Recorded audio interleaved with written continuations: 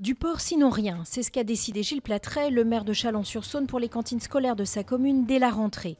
Une décision examinée aujourd'hui par la justice. Un recours en référé suspension a été introduit par la Ligue de défense judiciaire des musulmans qui invoque une atteinte à la liberté de culte et de conscience.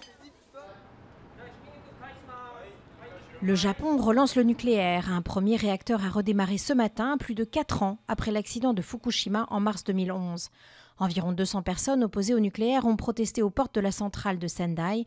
Une autre manifestation est prévue mardi soir devant la résidence du Premier ministre à Tokyo. L'attaque de l'hôtel Byblos de Sévaré a été revendiquée par un cadre djihadiste. Souleymane Mohamed Kenen est un proche du prédicateur islamiste radical malien Amadou Koufa et lié à l'Algérien Mokhtar Belmokhtar. L'attaque perpétrée le 7 août dernier avait fait 13 morts dans le centre du Mali.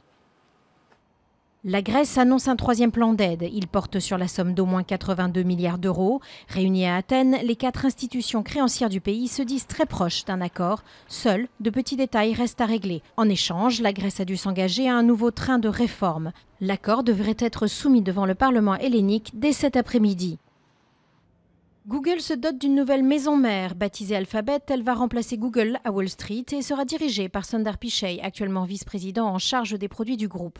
Cette vaste refonte permet ainsi d'alléger Google des activités éloignées de son cœur de métier, dont le coût suscitait des craintes chez certains investisseurs. Une nouvelle bien accueillie à la bourse de New York où le titre a grimpé de plus de 5%.